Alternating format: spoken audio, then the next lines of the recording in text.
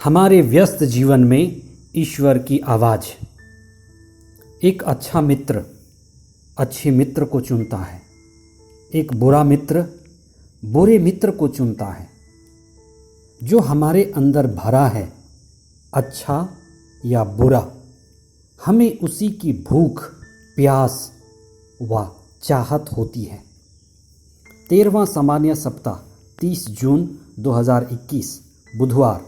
पहला पाठ उत्पत्ति ग्रंथ अध्याय 21 पद संख्याएं 5 तथा 8 से 20 तक और संत मत्ती का सुसमाचार अध्याय 8 पद संख्याएं 28 से 34 तक। अच्छा व्यक्ति अच्छाई को ही चुनता है और अच्छाई के मार्ग पर चलता है। बुरा व्यक्ति बुराई को ही चुनता है और बुराई के मार्ग पर चलता है। अच्छे व्यक्ति के केंद्र में, हृदय में ईश्वर है, सत्य है, चेतना है। इसीलिए वह अच्छाई को समर्पित है और अच्छाई को चुन पाता है। इसलिए यह बात महत्वपूर्ण है कि हम किसको समर्पित हैं। बुरे व्यक्ति के हृदय में असत्य है, अंधकार है, बुराई की प्रवृत्ति और बुराई की ओर झुकाव है। इसलिए वह बुरे को समर्पित होते हुए बुराई के बंधन में है और बुराई को चुनता है। वही गिरा हुआ व्यक्ति है। अपदूत यानी गिरा हुआ दूत, अपदस्थ दूत, व्यक्ति की गिरी हुई अवस्था, बुराई में लिप्त, ऐसे व्यक्ति में अपदूत निवास करते हैं। ईसा इसी बुराई को समाप्त करने के लिए हमारे बीच आए। धर्मशास्त्र इशारा करते हैं कि शैतान की गद्दी समुद्र में है। कुछ समय पूर्व ईसा ने समुद्र की भीषण आंधी को डांटकर शांत किया था। यह उनके दिव्यता का चिन्ह व ईश्वर के पुत्र होने का प्रतीक था। आज वे गिरासीनियों के प्रदेश में, जो गैर यहूदियों का प्रदेश, अंधकारमय प्रदेश, अपदूत व सुअर, गंदगी व बुराई का प्रतीक है, ईसा वहां जाकर वहां की सफाई करते हैं।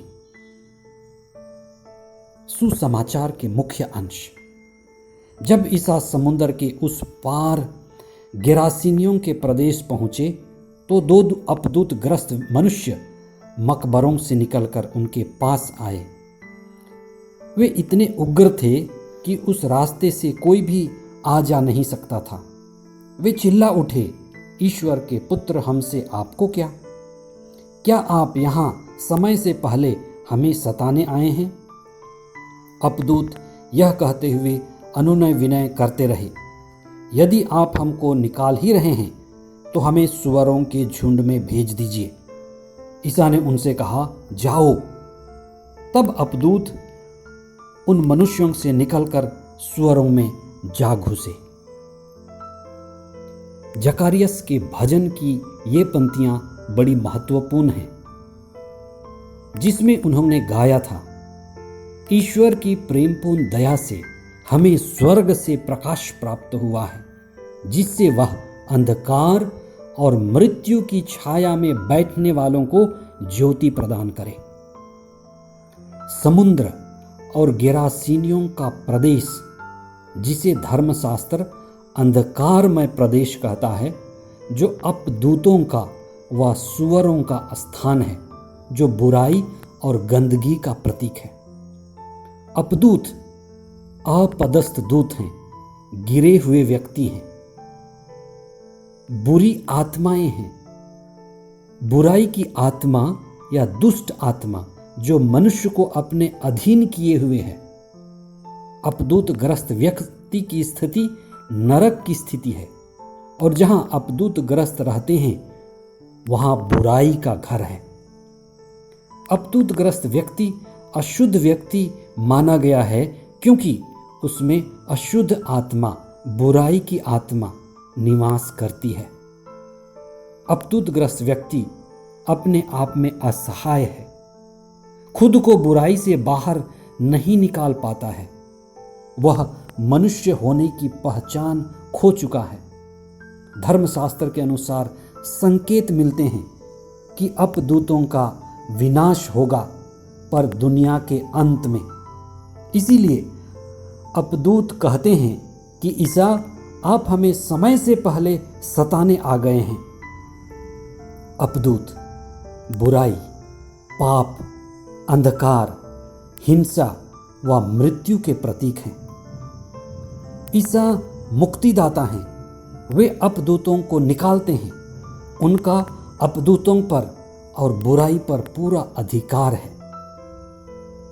अपदूत बुराई और अशुद्धता के प्रतीक हैं। वे सुअरों में जाना चाहते हैं। सुअर भी गंदगी व बुराई का प्रतीक माना गया है। अतः एक बुरा व्यक्ति, एक गिरा हुआ व्यक्ति दूसरे बुरे या गिरे हुए व्यक्ति को ढूंढता रहता है, दूसरे बुरे या गिरे व्यक्ति में शरण पाता है और उसका सहारा लेता है, लेकिन बदलना नहीं चाहता।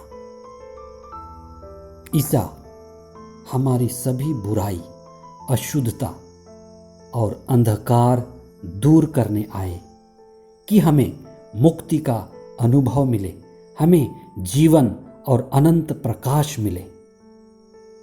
मनुष्य की योजना और ईश्वर की योजना में फर्क है, इसलिए हमें प्रार्थना करना पड़ता है कि हम ईश्वर की योजना को पहचान सकें। सारा और इब्राहिम की अपनी नौकरानी से संतान की चाह ईश्वर की योजना नहीं थी, जिसके कारण उनके परिवार में विपत्ति आई और सभी को झेलना पड़ा। हम प्रार्थना करें, हम ईश्वर की योजना समझें और ईश्वर की इच्छा पूरी करें। आइए हम विशेष प्रार्थना करें।